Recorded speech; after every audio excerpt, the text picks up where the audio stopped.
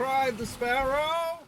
You're listening to the Sailing into Oblivion podcast, where we sit down with everyday people who do extraordinary things. I'm your host, Jerome Rand. Good evening, everybody. Welcome to the show, coming to you from somewhere about 120 miles south of Atlanta, Georgia. That's right. We're in the great state of Georgia. We drove today from somewhere north of Cincinnati, south of not Daytona.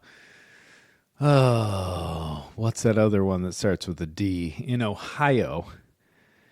Oh, man. Dayton, Ohio. Yeah, it was a long haul today, like 10 something hours. I don't know, something like that. Day before was 8.5 hours through some pretty gnarly traffic. We're basically going from northern Michigan all the way down to Tampa, St. Pete area in Florida. And this podcast is coming to you from a road-weary traveler who, I must say, I feel like I have not stopped moving in far too long. I am ready to sit somewhere for at least a week, if possible. But that's what we're going to get into. Talk a little bit about the weekend in or the talks we did in Indianapolis, the road trip, and then the game plan for the coming weeks. It should be pretty fun. But before I start the show, like I always say, if you want to help support this podcast, please check out the links in the description. We got the Patreon family. Thank you all so very much for the support. And then we've got links in the description for everything from one-time donations that'll go pretty much straight to Sparrow, as they always do. And then, the merch and the books and audiobook and all that sort of stuff. SailingIntoOblivion.com if you are looking for someone to add a little spice to the old event calendar. I am definitely good at that. Let's just say that. Also coaching and consulting. You can find that and contact me directly through that site. All right, that is done. Oh, let's take a quick White Claw break. I have yet to hear back from Sir Thomas Murphy up there in Rockland, Maine.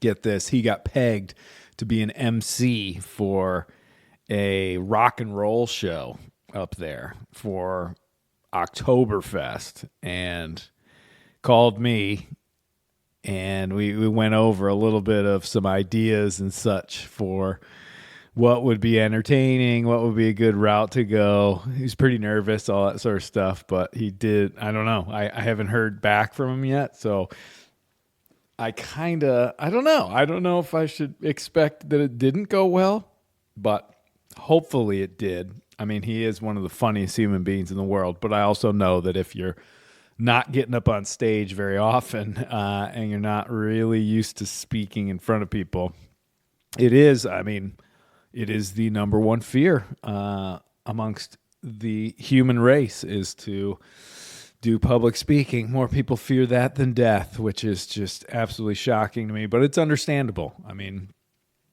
there is still a part of me that definitely feels a little nervous when I'm about to hop up on a stage somewhere, but that's what I do a good amount of the time at this point. And I've had, when it comes down to it, I've had a lot of practice. When I turned about 21 and started working in sort of the resort sector, water sports centers and this and that, you have to, you're talking to groups of people that you're teaching, but then it's the regatta days and the award ceremonies. And, at that place we had skits that we did, introductions. So slowly but surely it was like drops in the bucket, a little bit here, a little bit here. And then you start, you find your rhythm, find a little bit of showmanship. And next thing you know, you're standing up in front of people for an hour and then doing Q&A and having a blast with it. But I still get nervous every single time I go up there, for sure. I'm always kind of like, oh, geez, why am I the big thing that I do with a lot of these talks is that I like to make them at least a little bit unique, whether it's the wrap up or if it's the focus of the talk, because obviously I could draw from a lot of different things, from both the story of going around the world, but also the disaster trip of 2022. And, if I'm speaking to a group of people that are really looking for information about, how to tackle big challenges, then we focus on that and some of the tools that I think help a lot. And then other times, we're looking for something to just captivate the audience. And, that's where it's all about telling a very enthralling story, suspense, all that sort of stuff. And so we try and do that. But yeah, it's a catch-22, because whenever I try because I'm not doing it exactly the same every single time, that always sends a little bit of worry into my brain, where I'm like, all right, I got to nail this ending. And I to be honest, at the Indianapolis show, I was trying to relate the idea of your perspective and how you can change your perspective when you're looking at an obstacle or a challenge, and how, carrying through with more of a positive focus and, looking for those little areas of, oh, okay, well, so this isn't so bad because we do have this, and I'm going to focus on that sort of stuff. And it started out really well. And this is literally only about 1 minute of the entire presentation, but it's the closing sort of remarks. And yeah, I don't know. It didn't feel like it landed like I wanted it to, but it was the first time I did it. So I don't know. It was a really, really great room of people. Shout out to the two attendees that brought me not only G's bees, honey, a pound of honey fresh from their own bees on their property, but also one of those little guns, a thermometer gun. So now I can look, zoom it at my engine and stuff and see where the temperatures are and what that's all doing, which I cannot wait to be able to do that, and like zoom it on the batteries and all that sort of stuff. So big shout out. Thank you so much. Like I said, we had a great group. We pretty much, we didn't sell it out, so to speak. We could have put more people in the room, but we had about 100 people there, and it was an absolute blast. Like I was so looking forward to that talk. Once the numbers got over, I think 70, which was pretty early on, I was like, okay, cool. We made a little bit of money on this thing. We're not going to lose anything on it, because that was kind of the interesting part of that particular talk, was that we were selling tickets. I haven't done that since like 2018, where I rented out an opera house and it absolutely bombed because we only had like 7 people in an audience, or in a room that could have held, I think, 750. And it was the coolest opera house I've ever been in. But I had no idea what I was doing, no idea about promotion, no idea about any of that sort of stuff. So I've learned a little bit, but I have to give a shout out to all the friends and family that live down in Indianapolis that spread the word and pushed people and kind of said, hey, no, this isn't just like a sailing presentation. This is a performance. Trust me. And thankfully, we had a lot of laughs, a lot of woes, a lot of like holy cows and all that sort of stuff. And that's what I'm looking for. A little bit of audience reaction. And then, proof's in the pudding. If everybody sits there and sticks around for about a half an hour of Q&A afterwards, I'm feeling like I did a pretty good job. You end one of these things and everybody walks out. I don't know if that's a good thing, but that wasn't the only talk either. We, and shout out to Nathan from Eagle Creek Yacht Club. It's good to see you there, bud. Thank you so much for coming out. He hit me up when I first posted about this thing, and super cool to, I'm pretty sure he's a listener of the show and everything. So, connecting sailing clubs. That's what it's all about, pushing the sport and everything. But I was able to speak because I was down there for that one. I was able to tag on a couple of talks at a school. I actually spoke to a group of 6th graders, which was hilarious. And It was really interesting because we did, at first I thought we were going to do the whole like junior high school kind of thing all the way down to like kindergarten. And instead we decided to do the sixth graders because they were entering this sort of marine biology week or whatever. So I thought it would, or they thought it would spark their imagination, which these kids were absolutely amazing. Great audience, super paying attention, tons of questions afterwards. I feel like we could have sat in there for hours, which if you can get a group of sixth graders to sit and ask questions and be engaged, I don't know. I mean, hats off to teachers. I mean, I go in there, flash in the pan. I got dolphins and whales on the screen. I got this story to tell. I got charts, blah, blah, blah.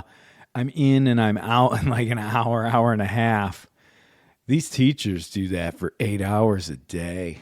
I mean, holy cow. And, kids are great, but one of the things that typically happens, and I would see this at the resorts when families would stay for a week and all that sort of stuff, usually it's day 2 or 3 when the kids really warm up to everything. They get super comfortable. That's where they start testing the boundaries of behavior and all that sort of stuff. And, if I'm going to be honest, that's when kids kind of get a little bit annoying. And I'm like, man, hand them right back off to their parents sort of thing.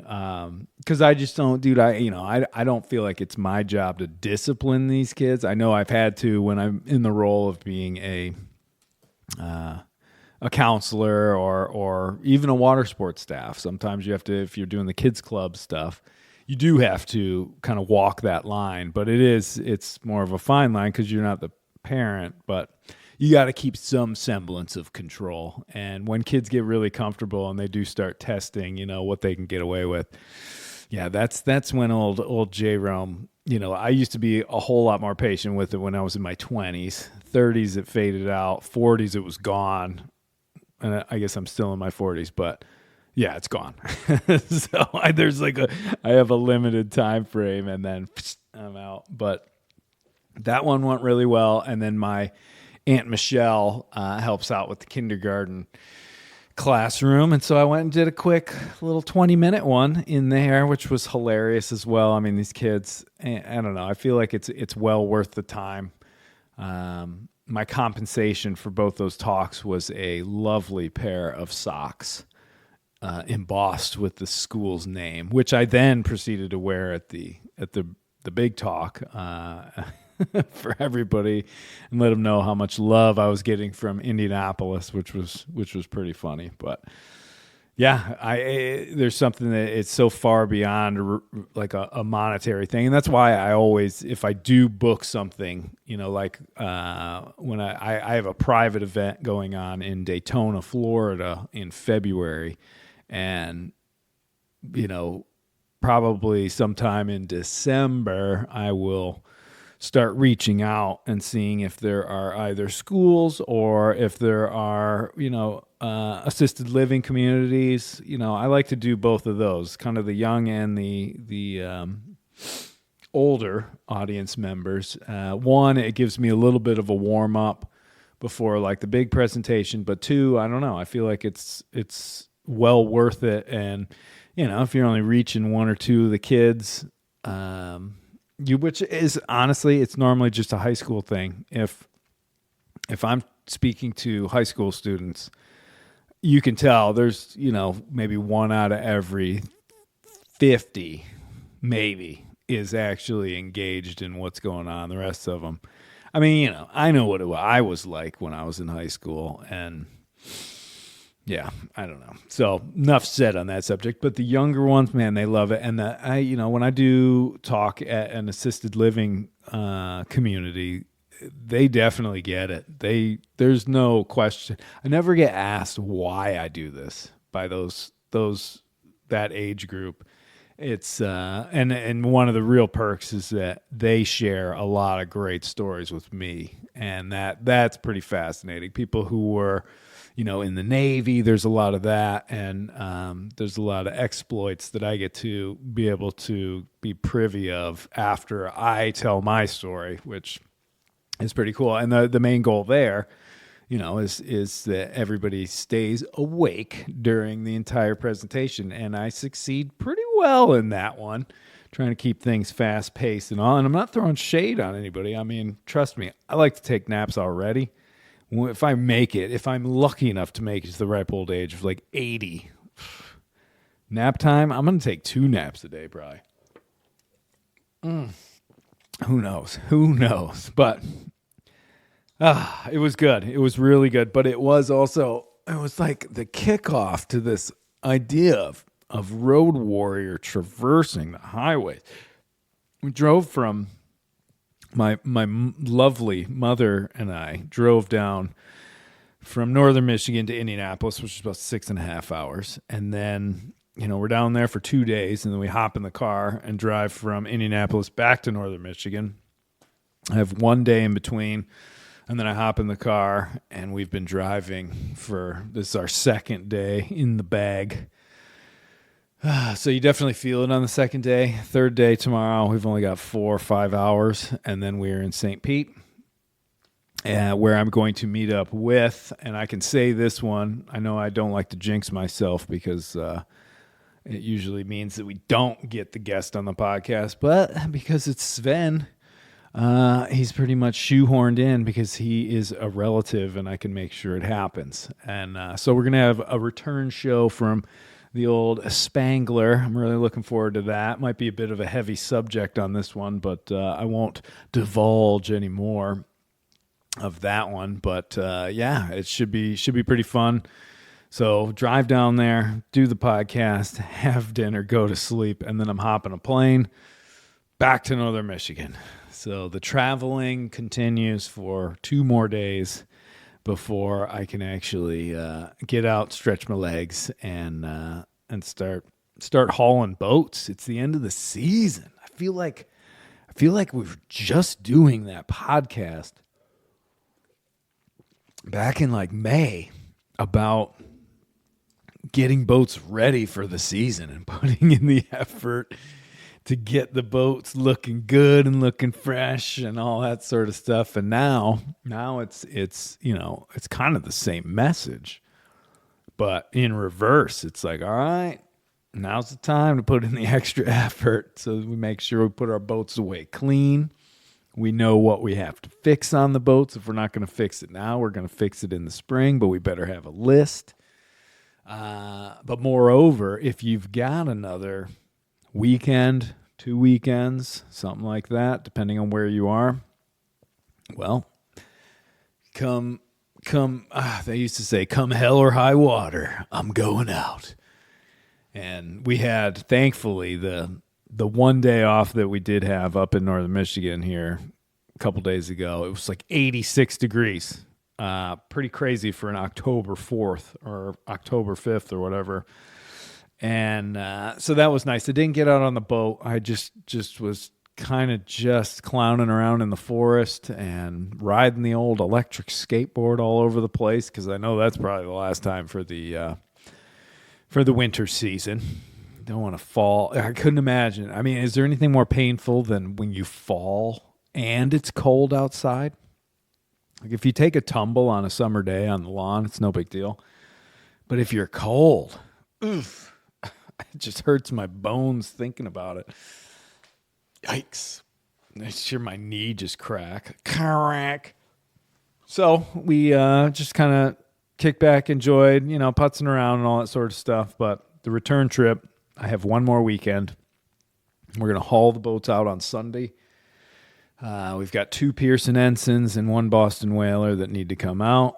Mooring buoys need to come out, and that's pretty much it. But we got to get the old gin pole out, dismast those babies, and there are some repairs. I need to make a repairs list. We've got a little bit of blistering going on the deck.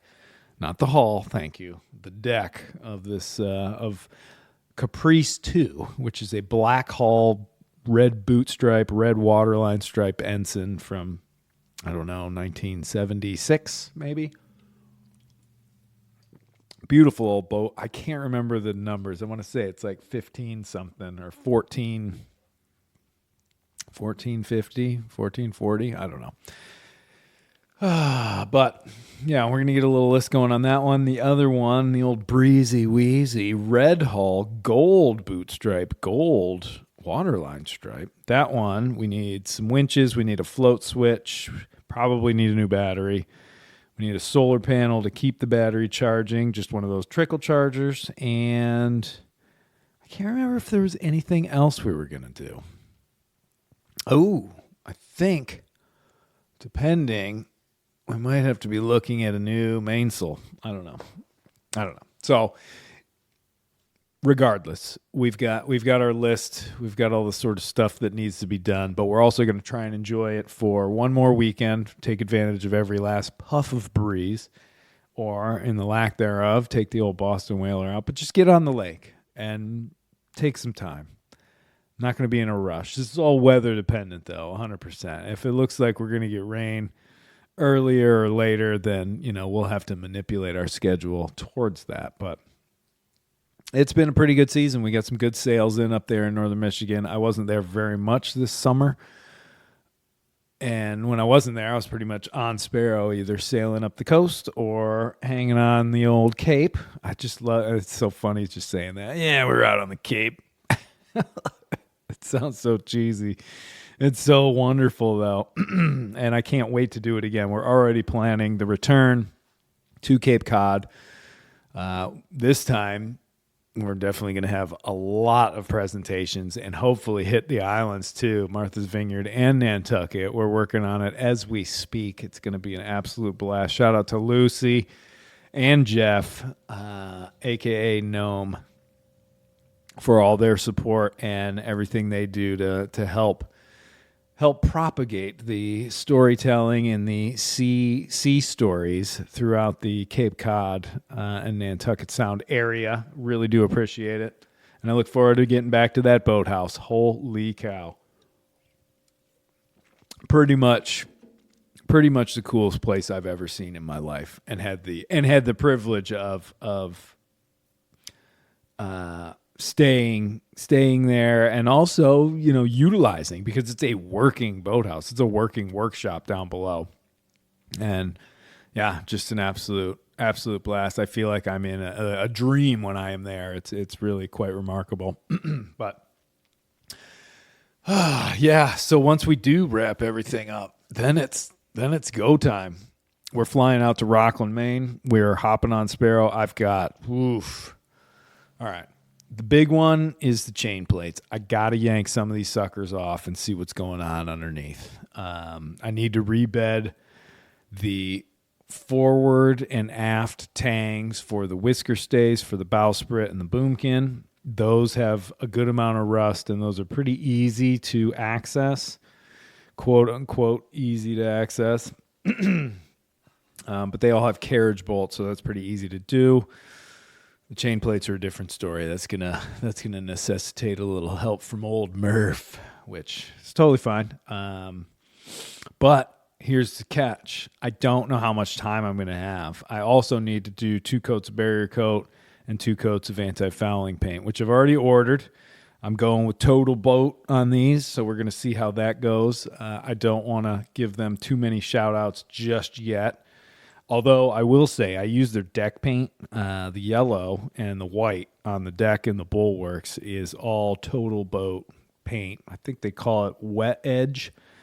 And so far, so good. I mean, it's standing up to my pressure washing. It's standing up to me like disappearing from the boat for a month and then coming back and it's all dirty. And then I pressure wash it and it looks brand new again. So not too bad. And we are kind of negotiating, hopefully going to get some discounts and kind of work with them, and also get possibly a little discount code for any of my listeners to be able to get a little something. But we'll see. I'll keep everybody in the loop on that. That would be pretty cool. That would be the first actual sponsor for the podcast outside of the wonderful and just absolutely generous Patreon family that I have. Thank you all so much, by the way. I just want to say that one more time. It really is. It means a lot. And I know sometimes you have to dip out for a while, and that's totally fine. Totally fine. Like, it's don't ever think that I'd be like, man, can't believe that person just stopped. It's like, no. Any support is good support, and I support a few creators. I think, well, maybe it's only one right now. I think it's Brett and Marissa, I believe. Maybe Trout the Landfish too. I don't know. I can't remember. Either way. But sometimes I'm like, oof, getting a little strapped here. And I have to just cut it off. But it's, it's no big deal.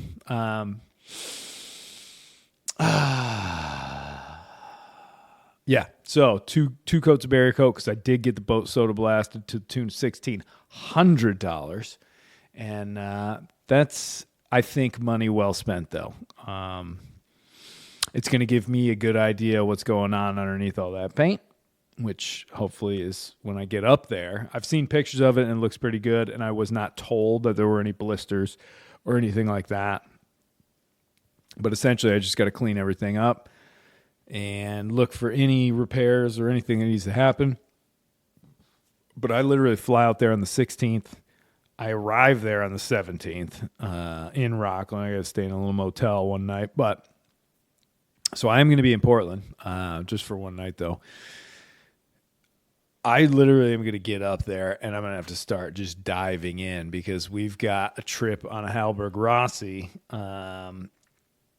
going from the Chesapeake down south, somewhere, south of Hatteras, north of Key West, let's say, north of Miami. We're just going to try and do 7 days training, coaching, just breaking it in, offshore and coastal sailing. Hopefully, I'm sure we'll probably duck in at least once, maybe twice on the way down, depending on what the weather does. And therein lies the rub. We're really looking for the good weather window. So part of the reason I'm going directly out to Maine, besides working on Sparrow, is that it is hella cheap to fly from Portland down to like places like Baltimore. Flying from northern Michigan just gets ridiculous because I'm like 4 hours north of Detroit, so I have to fly out of a regional airport to Detroit and then to wherever. So you're looking at some pretty costly tickets. So to help ease that, and also to get my butt in gear, get out to Maine, and then I'm in a holding pattern. So I'm just working on the boat, trying to crush every single last thing. The chain plates, rebedding all those. I got to switch the through hull on the raw water intake to the engine. And then there's like 4 or 5 other things that I need to do on the boat before I could say, like, let's just throw it in the water and go. But as soon as we get the weather window, fly down to Baltimore, hop on the boat in the Chesapeake. We got to get around that crazy impediment known as Cape Hatteras. That's our big goal. That's about 160 miles from where the boat is up in the Chesapeake. So, you're looking at a 36-hour sail to get clear of that. Once you're clear of that, though, then you're out of like the super danger zone of, well, we either got to just wait, or Cape Hatteras is not one of those places where you just like, well, I know it's going to be blowing 20 out of the north, but we really got to get down there. Nah, you just don't mess around with it. It's not worth it. I mean, think of it this way, what you might save some money on. I'm thinking if you were doing a yacht delivery or something, you might save some money on having to pay the crew for an extra day or the slip charge. But if it turns into a hellish landscape of breaking waves, what's it going to cost you to repair some of the broken stuff that is inevitable on the boat when you're bashing and crashing through all that sort of stuff?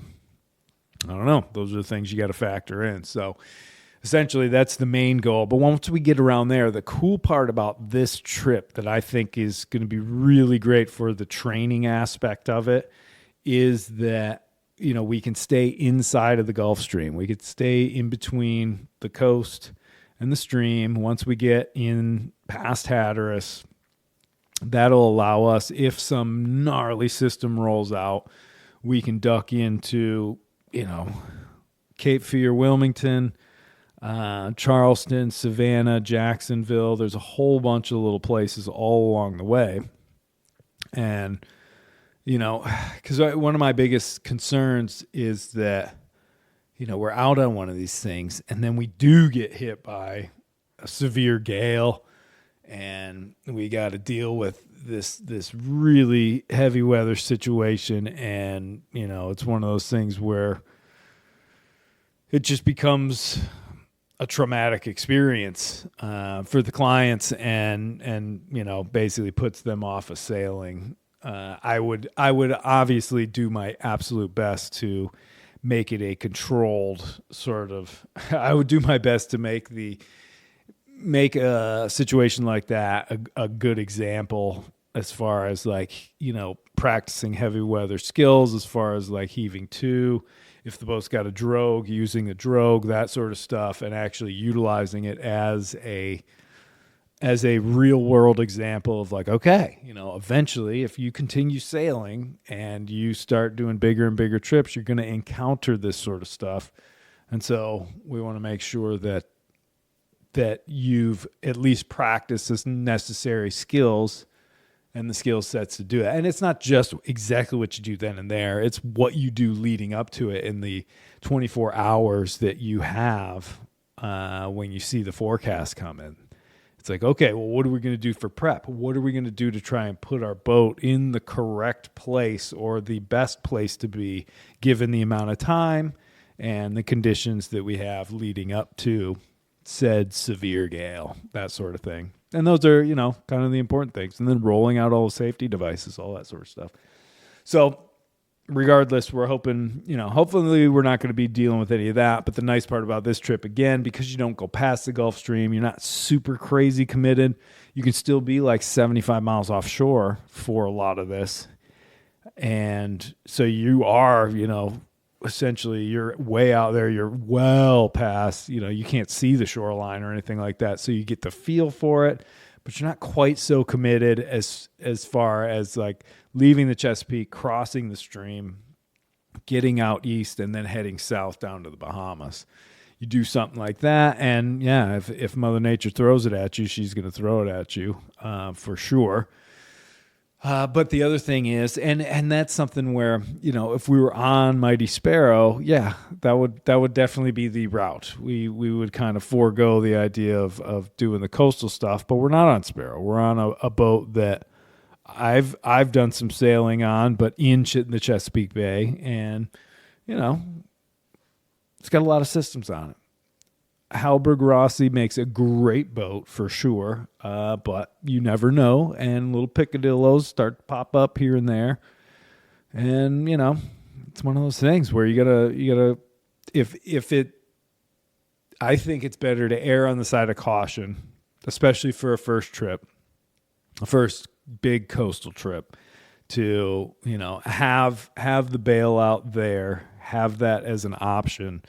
And then we get down to wherever we want to go, all the wiser and excited and ready and super stoked to, have my friends and my clients go off and have their own adventures. So that's sort of the game plan for that one. Once that one's done, though, fly directly back to Maine, hop on Sparrow, drop it in the water. Not going to have a lot of time to debate with the weather. So I think it's just going to be one of those things where it's a 2-option play.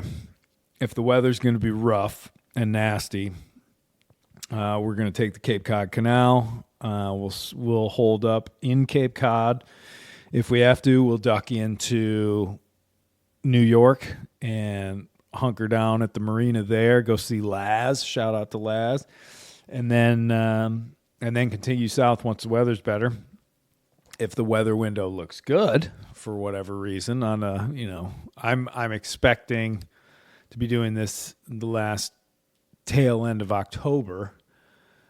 If the weather looks good and it looks like a decent window, then I'll shoot down. I'll go straight past Georgia's Bank out into the Atlantic and then just go south and do a deep dive past Bermuda, and then just keep going south until I hit the easterlies and then crank right back in towards Florida. Yeah, that's the game plan on that one. If that all works out. Again, I don't know. I've done that multiple times where I've left in October from Maine and it's been okay. Only the one time did it get really bad. And that was kind of an unusual year when I think about it. We were also trying to do other trips on other boats, and we were getting waylaid by weather all the way down in Florida. These big low pressure systems were reaching all the way down there.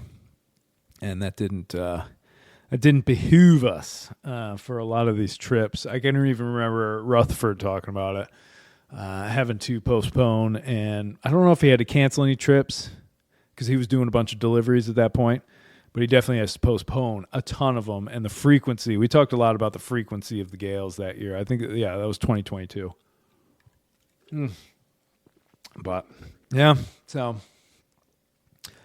as soon as I get Sparrow down to Florida, I'm hopping on another West sail in Florida, and we're going to sail that down to Puerto Rico.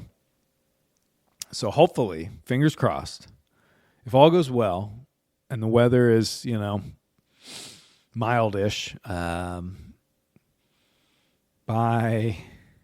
by the end of November, I will have wrapped up all of these things, and that'll be my year. Because I don't have anything in December. Crazy. Oh. So, yeah. If that turns out to be the case, then December is going to be the official start of the next book. I think, trying to actually put words on paper and get the storyline down. I've already got the outline and stuff. But if I have a whole month, I know part of me is going to be like, well, I should go out and sail on Sparrow. But if I'm just getting back from 3 back-to-back trips, 1 solo, and two coaching training sessions, then I think I'm going to be pretty well topped up on the old ocean travel. And it might be kind of nice to just go kick it up in northern Michigan and watch the flakes come down while I try to articulate a lovely story of tragedy at sea onto a computer.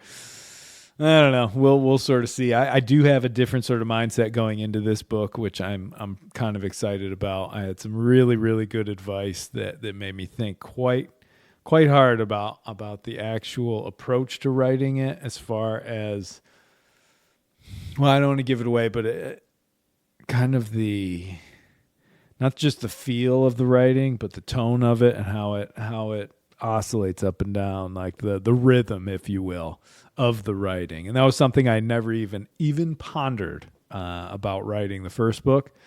And yeah, I don't know, kind of interesting. So the first book, it was all about just the mechanics of like, do this every day till you finish this, then this, then this. And then obviously I screwed up a lot of stuff and you learn about it. This one, I'm really going to try and write a book that's a little more just, it's not just a bare bones, like this is what happened. I think it's going to have plenty of that, but I'd also like it to be a good book, like a really good read sort of thing. Who knows? We'll have to sort of see. Not that I'm saying that my other book isn't, because people seem to really like that one. And that one is it's just a special story, I guess, right? But anywho, that's pretty much the update at this point. I don't have a whole lot else to get into. Oh, I wish I did. I'm just a little road weary. It's I was up at like 4 a.m. for some reason. God, I just can't lie there. And these rinky-dink hotels we're in, if they do even have a fitness center, you can't start using it until 6 a.m., which is a bunch of BS, if you ask me. But I understand, who wants to hear a treadmill or weights or anything like that dropping. So probably just going to have to wait until I get home. But either way, I'm pretty excited about things to come. Can't wait to see old Spangler tomorrow. And with any luck, I know I've got a bunch of them lined up for next week when I have some time off.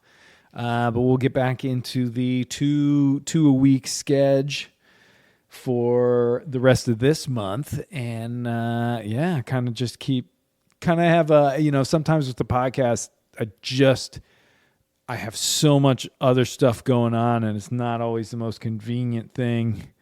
It's not easy to be able to grab hold of people and continue it on and be doing something where I can just take time to do it.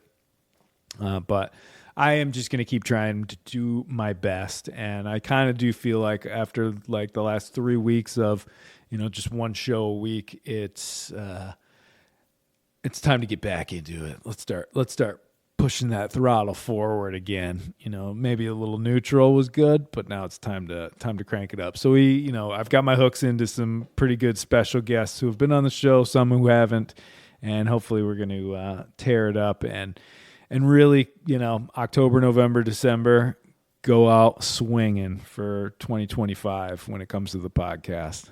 That is the goal. And if anybody knows any of the bookers who do Theo Vaughn, guys like that, hey, hit them up. I'd love to have a nice sit-down chat with any of the really big podcasts out there and talk about the seed, talk about challenges, and talk about basically overcoming adversity and purpose and all that sort of stuff. So I think that would be a great way to grow this podcast and start pulling in even more guests. And I think the goal one day would be to have like an actual studio somewhere where there was enough means to be able to call up and say, hey, so and so, I'd like to have you on the podcast. Can I fly you to this place and we do a podcast? That would be the ultimate goal. I don't know if we'll ever make it to that point, but